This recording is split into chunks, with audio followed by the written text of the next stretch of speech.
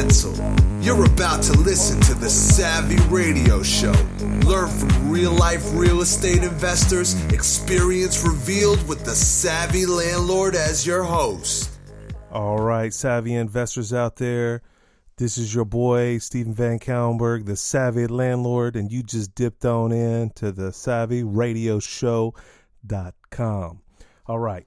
Today's episode is, I don't know, unique, weird, rant, whatever, but today's subject is sued or be sued. And I'm going to break it down. I just got out of court a little while ago on a case. Was nerve-wracking, okay? So usually landlords sue people, right? You sue people because you don't pay your rent. You have a contract, you have an agreement, you don't pay your rent. I'm going to sue you, meaning eviction. 9 times out of 10, maybe more, that's all I've been in court for. Now, I've been sued before in other weird personal things, but I was sued from a tenant for the first time, like full blown. I'm going to sue you. Okay, good luck with that. And I'm going to file. And sure enough, most people say they're going to sue you, and they haven't filed. One guy sued me because of carbon dioxide. One threatened to sue me for lead-based paint. And it was, always nerve-wracking when people say things like that. But this individual actually did it. So I'm going to break it down, play by play, how it went down, and give you a bunch of takeaways. So here we go. First of all, the property manager that works here at the time, he no longer works here, suggested that this individual move in. And I was like, okay, this is back in August. And he said he felt kind of weird. He was a good talker, he said, but he liked him. He had a good personality, and he talked a lot and blah, blah, blah, back and forth. Well, I said, oh, okay, it's kind of a rough neighborhood, rough place. It takes a unique person. This person seems unique. He did mention that he had something weird in his gut, my property manager said about this guy. But again, landlords usually tend to opt in for what's going to make a payday, or not a payday per se, but hey, I got a mortgage payment, I got a house that's sitting vacant, and that's usually your first motivation is to get it rented. So even more doubly, the property manager that pre-qualified this guy gave him the permission that he could move in. He was unable to sign a lease, which actually was a good thing. I got to sign a lease with this guy personally. I haven't signed a lease in a long time, but he wasn't available that day. And so, boom, I was like, no problem, I'll do it. And I went to my old school roots and I actually recorded the lease signing. And I definitely recommend that you record all of your lease signings. First of all, if you're not recording every detail of whatever you're doing, you're failing. Every message is recorded, every text message, email, voice, whatever. Anyway. Get Ring Central, whatever it takes to protect yourself, just to keep it all kosher. So I did the lease with a guy, and I had a good time with the guy. He seemed like a really nice guy, and the one thing that impressed me with this gentleman was he says he sues people. I was like, what do you mean? He's like, I go after bad debtors. I was like, great, we have a bunch of those here. Maybe we should hire you. I'm being dead serious.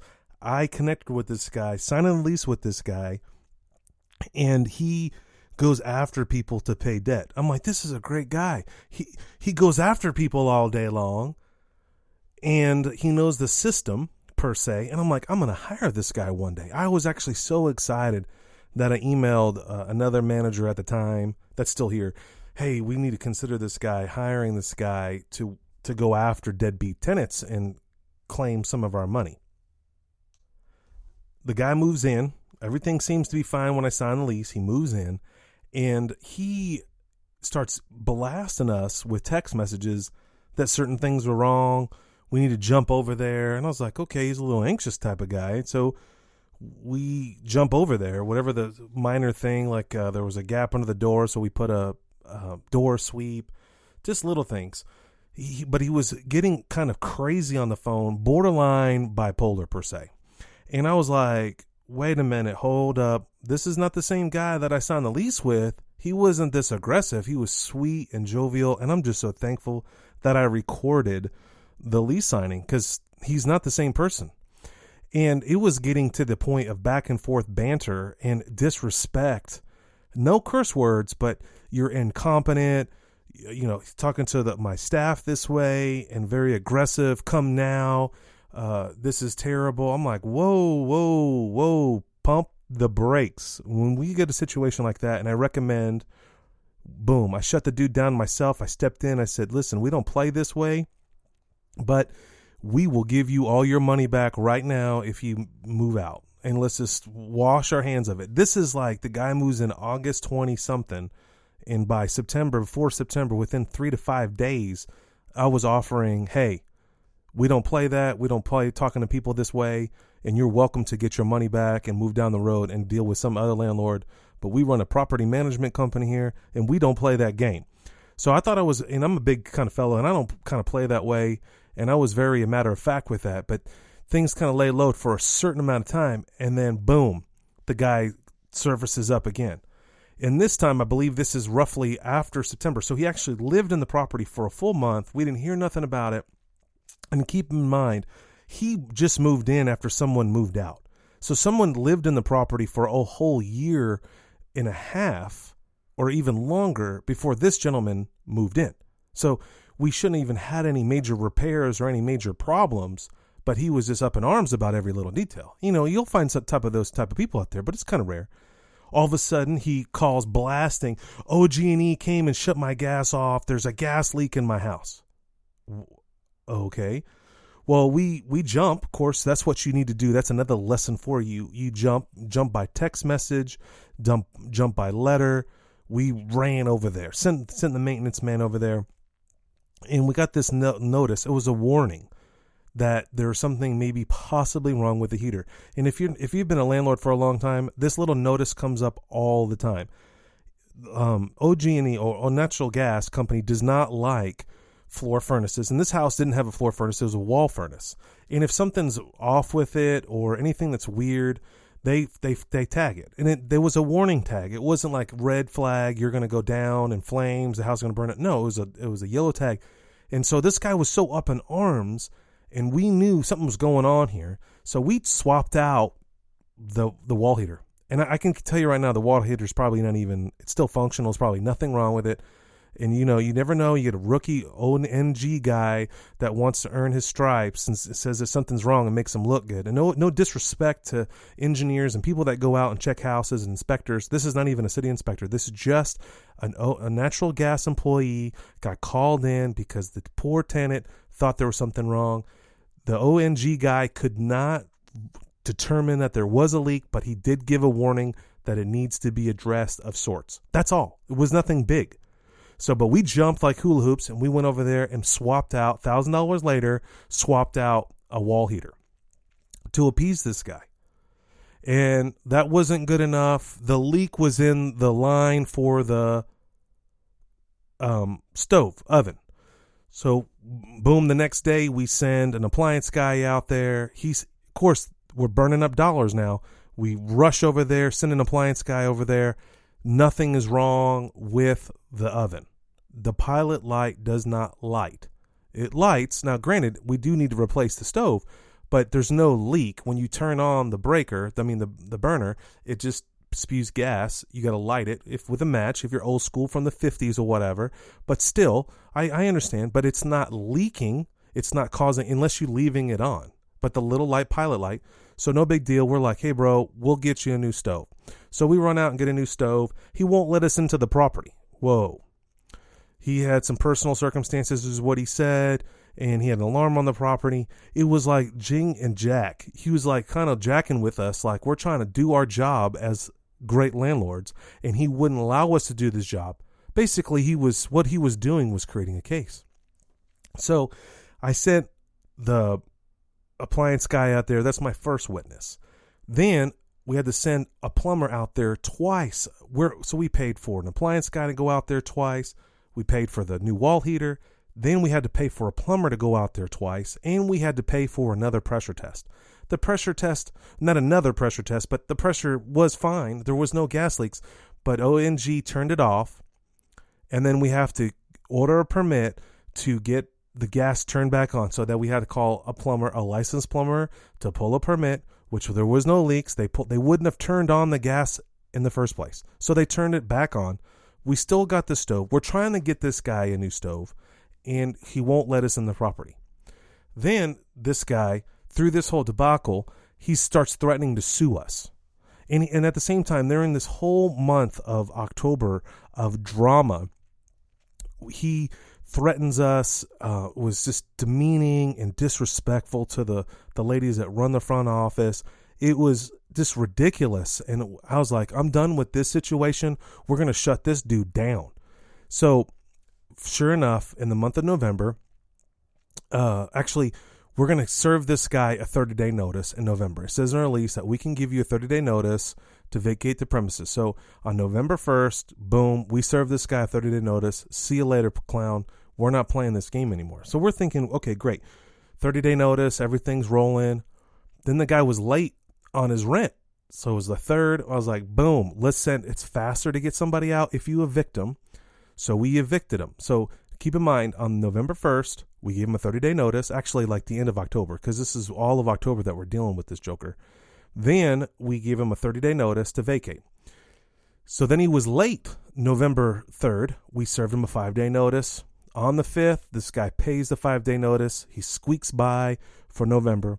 But we're like, no big deal. We're not sweating the dude. We could have not accepted his payment, but we figured he's going to pay his rent and move out. So we probably shouldn't have accepted it. That was one turning point in this story that you should realize, that we probably shouldn't have received his rent. When you serve a 5-day notice, you do not have to receive their payment anymore. Okay. And that they have breach of contract. The rent is due on this date. If you don't pay your rent, boom, you're out. But we took his rent. We figured, hey, 30-day notice. Then the guy files on us and we get a court date for December 29th. Can't believe this. No big deal. We're going to go.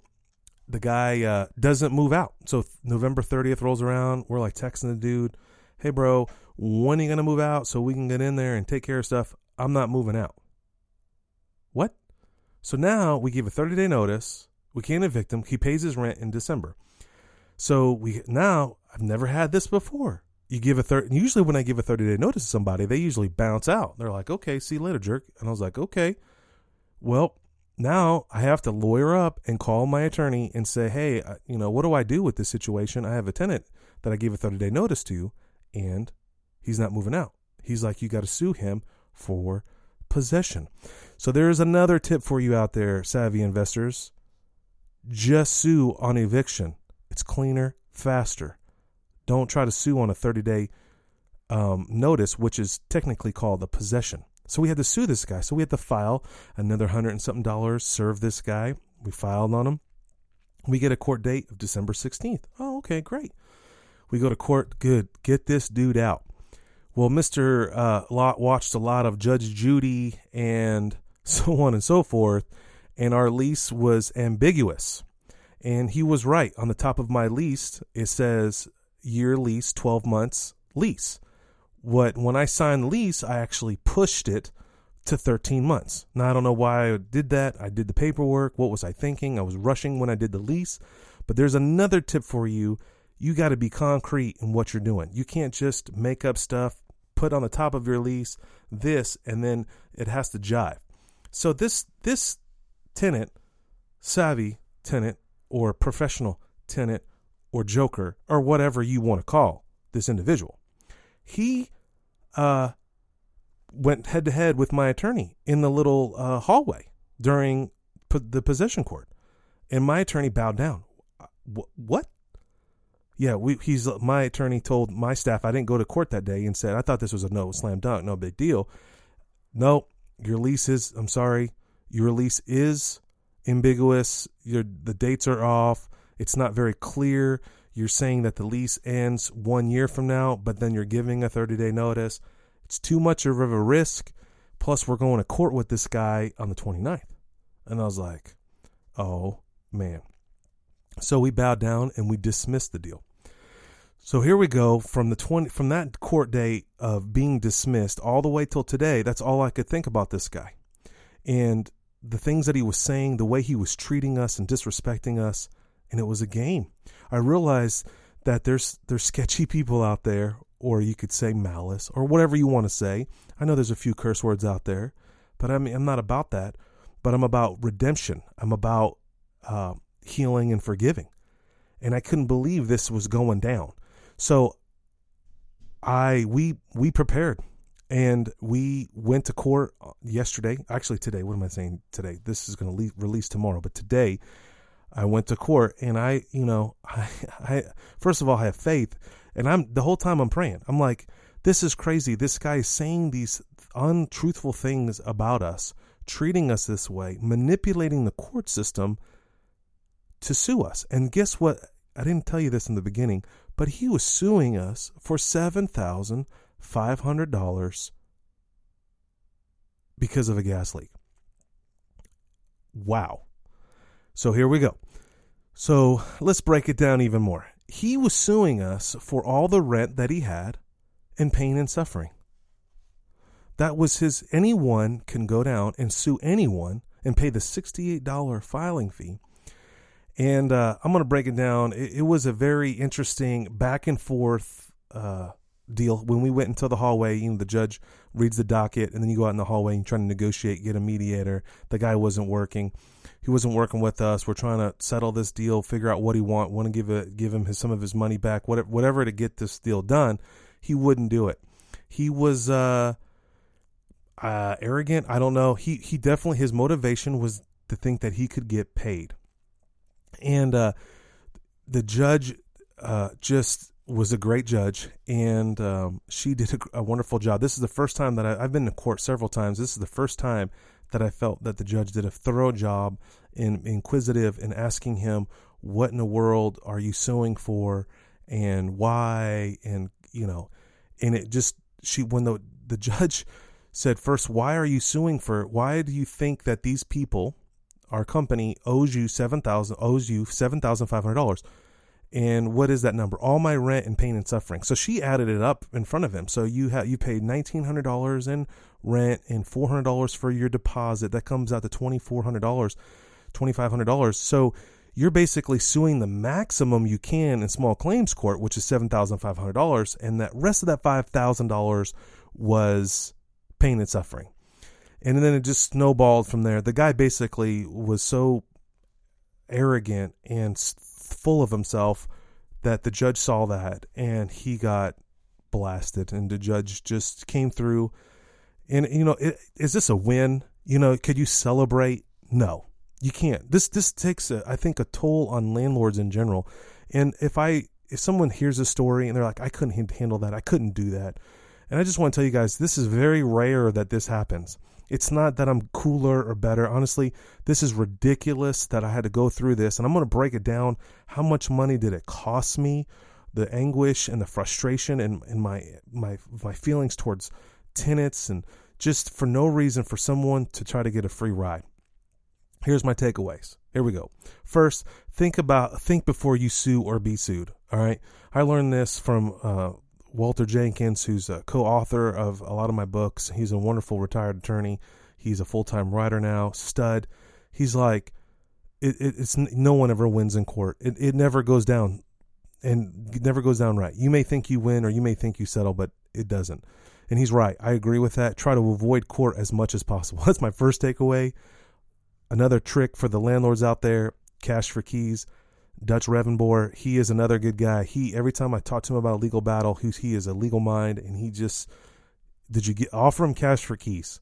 Another friend of mine, Ed O'Toole, thinks that way too. There's tons of friends of mine, great savvy investors from Indiana to Nashville to Brad Grayson, Lee Smith, and freaking Thomas always have pushed me to it doesn't matter what's right or wrong, just get them out of the property, cash for keys. All right. Here's another thing that matters. It matters what judge that you're in front of. When I talked to some other landlords before this case, and I said, I'm in front of Judge Blank, and they're like, oh, you have a good fair shot. Here's the deal. There's been times when I've been in a courtroom evicting someone, and I'm getting slammed, and for some weird reason, the judge hates me because I'm a landlord. He just thinks I'm a superstar millionaire because I have one rental property. It just fascinates me. Another thing that what matters is the judge's mood. That's right. Could be the judge's mood. Did they get a parking spot? The interesting thing, court was closed. We had a snowstorm yesterday. All the courts were closed And today, on my court date, they had to do double docket. So I can tell that the judge was already a little frustrated in herself, and she was cool. She came out after we do this docket. We're going to read the other docket, and she goes through the whole thing. She had a really good attitude and mood, and she was a really good judge. But still, if that judge was pissed off for some weird reason, it affects the case. And I used to be a firm believer, and I still am. I believe in the justice system, and I believe in God, and I believe in faith. But there's been so many times where I have been railroaded on a case because of someone lied, and I couldn't prove that they didn't lie. So here we go. I'm going to give you some ways how to protect yourself in the courtroom. First of all, you need to be overly prepared, for real. You need to have a timeline. When this happened, this happened. This text message, print out every text message, save every text message, voicemail. I was going to get that lease recording. It's just fascinating what he said in court and then what I have on tape. So if we ever got any more deeper, I would have even more backup ammunition. You need to itemize your list of damages and the amounts and get bids behind them or quotes for them. Meaning the gentleman lost because she was like, why are you suing for $7,500? Give me a list of the items. And so he just didn't have a list. He said he did. And it was just crazy that every time she asked him for something, he lied. It was just insanely something to watch. I can't even articulate it. So the list of stuff that he was just wrapping off stuff. One thing he said, I could not believe it. 10 hours from my job. The guy is self-employed. He sues people and he gets a commission. So he doesn't even have a job, per se. She's like, it took you 10 hours to file a case? Wow. I mean, that's things that just blew it. But what I learned out of that situation was, if you're going to sue for a specific amount of money, say it's the carpet, well, you need to get a bid for the carpet. You need to get the cleaning. You need to get all the expenses that are related to it. All right. Here's the biggie. I have lost cases before because of this one thing. Let me pause. This is the biggie. Only answer the specific question the judge asks you. Don't get into details, and for sure don't deviate from the question. Did you move out? Yes or no? Did you pay your rent? Yes or no? Don't say, well, I didn't. I paid my rent, but I lost the money. No. Okay, that's talking from the tenant side. Just answer the question. Okay, I'm trying to articulate this, and you got to come to the office, and you got to meet my office manager. She'll explain it to me because she saw me die and burn on a case where I was giving too much information or not answering the question. And if the judge asks you the question twice, you just lost. Answer the question. That's the biggie. Quickly. That's the question. Now, hire an attorney. Definitely recommend that. It was worth it. He did a great job on this case. I've used him before, and he had objections when this guy was saying stuff. He said that's hearsay. This is a little mini trial. You think of like Law and Order or whatever, it's drug out. This was like right in front of the judge, intimately asking questions back and forth, and she just let the plaintiff spew all the stuff out, and we couldn't say anything. But every once in a while, the attorney said, objection, that's not true, or that's hearsay, which I would have never said that. And if whatever the plaintiff is saying, I would believe that the judge would just consider it truth, right? People. Another thing that was interesting too, we were in the hallway, but we didn't raise our hand on the Bible type of thing. So maybe they did before. Also, another takeaway, prep your attorney. Boom. Don't trust that you're paying him $300 an hour and that he's going to go home and read every detail about this gentleman or read all your text messages. No, get out a timeline, get out the bullet points. So you got a bullet point sheet of paper. These are the things. This is my objections. This is what he's saying. Prep the guy. Give him freaking Cliff Notes, whatever it takes. But prep your attorney as much as possible. Meet with them beforehand if you can. For sure, get 15 minutes before. Get it fresh on his mind. Next thing, another takeaway: watch body language. Watch the judge when she asks a question or he asks a question, and see how she shifts or moves or leans back. All of that stuff is powerful. Body language, negotiating. Just study people's body. See how they move. Here's another interesting thing that came out in court that was just bizarre. she's like the judge was like $5,000 in pain and suffering. It's just ridiculous, the waste of time and the effort in this total case. And she's like, $5,000 for pain and suffering, it doesn't work. That's what she said. Now, I don't know what she meant. The judge said it doesn't work because it's not itemized. It doesn't work in this courtroom. It doesn't work in what regard? But the point is, she said, that doesn't work. Wow. So pain and suffering, maybe in a different case, this is small claims. And think about this. I got 2 more left, and I'm going to wrap this up. Think about the cost. What is your time worth? I really kind of I really didn't think about this case, but it did bother me. It has affected me for, obviously for a couple months. This tenant has affected me. But how much is that worth? So today at lunch, I was calculating how many hours do we have in there. I have my one manager, 10, 12 hours of prep time. I have another manager that was 5 hours of prep time, and then plus the attorney. Plus, I had an expert witness there at the location. That was $120 an hour. What else? Paperwork, scanning, hours in front of the computer, all because of someone was trying to get paid. So, sue or be sued. And the final one is have witnesses. As soon as we called the plumbing company that we use to come and be a witness, which, we were like $120 an hour, dang, and we asked them to come, and of course we're probably going to get a bill. But that was the most amazing thing is as soon as the attorney turned to him and he's like, was there a gas leak in the property? And the expert licensed plumber said no. And it was interesting that my attorney kept saying the expert said. And I think that was one of the deal makers that won the case. So that's your last and final takeaway is get a witness. If it's your handyman, whoever it is, maybe not your mom or your wife or your daughter, but get a witness present there. If it costs you $100, do it. I think that was worth it. I don't know where the nail hit the head or in the coffin or whatever you say, where this guy killed himself on stage, because it was a stage, it was a performance. I mean, in the courtroom. Here's the deal, ladies and gentlemen, savvy investors, new investors. Being a landlord is a wonderful thing. My favorite word in life is residual income. And don't let this podcast deter you from life in general. Things are going to happen. You're probably going to get sued, and it's probably going to be minor. But whatever it is, you got to fight through it. And at the end of the road, it doesn't really matter. I'm going to move on. I'm going to keep growing. And if it costs me thousands of dollars, I'm going to figure out a way to make more money and pay for that and move on. So hopefully this was encouraging. It was kind of a unique radio show, but hopefully you gained some nuggets through this.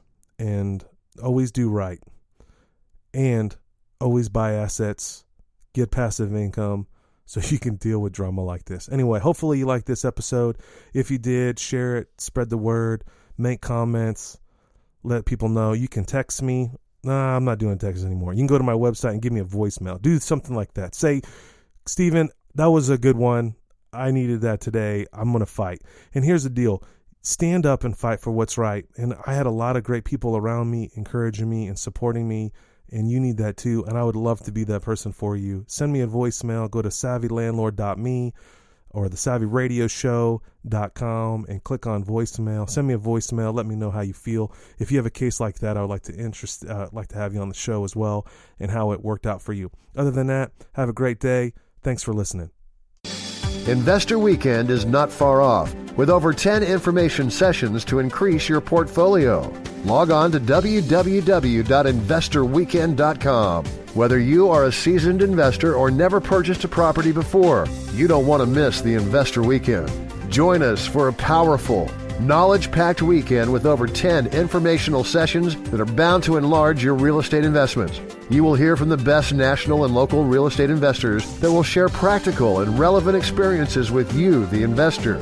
There will be several networking sessions to connect with other like-minded people for potential funding, partnerships, and yes, hot deals. Go to www.investorweekend.com. Did you know we meet once a month for the Landlord Lunch Meeting? The third Wednesday of every month. Go to landlordlunch.com.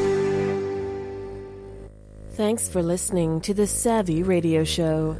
Glide online and listen to our other motivating episodes at SavvyRadioShow.com. Connect on Twitter at LandlordBook and always be buying assets.